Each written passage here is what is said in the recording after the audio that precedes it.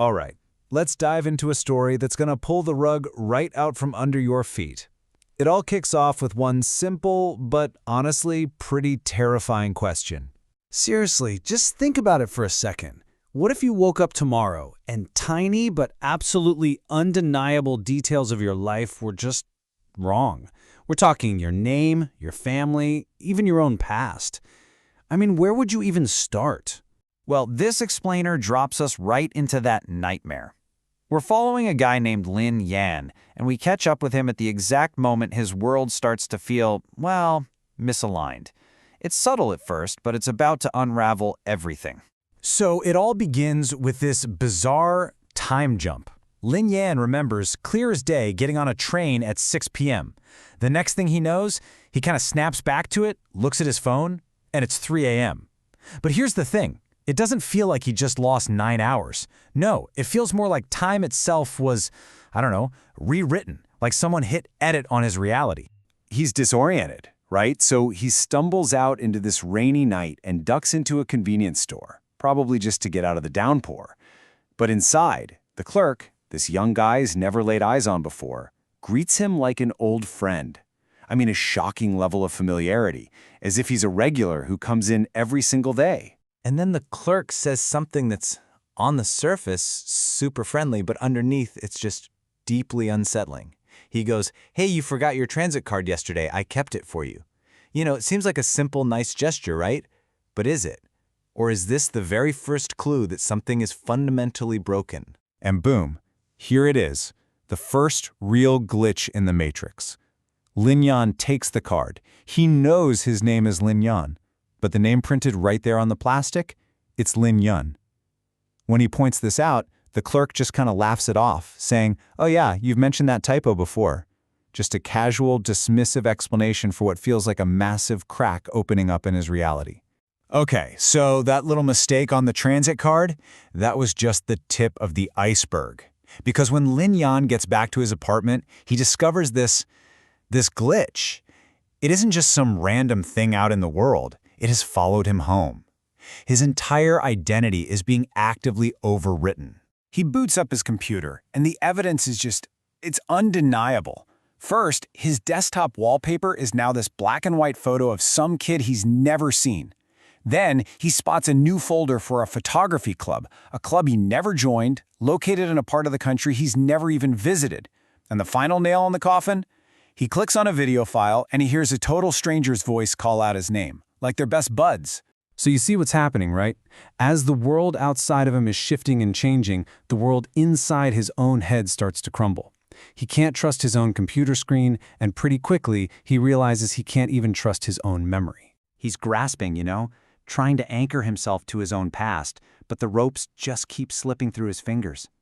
He asks himself these basic, fundamental questions and comes up with absolutely nothing. When did my parents last call me? Blank. How did I even move into this apartment? Nothing.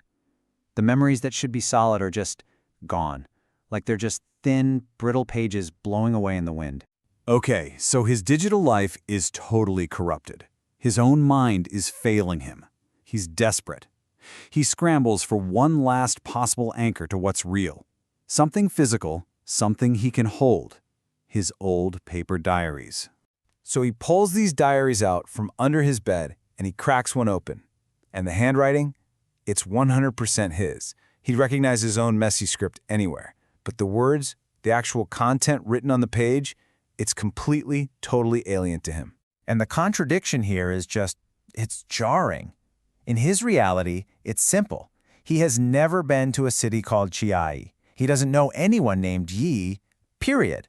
But right there, in his own handwriting, the diary says, "Today I met Yi in Chiayi. I seem to have changed from the person I was."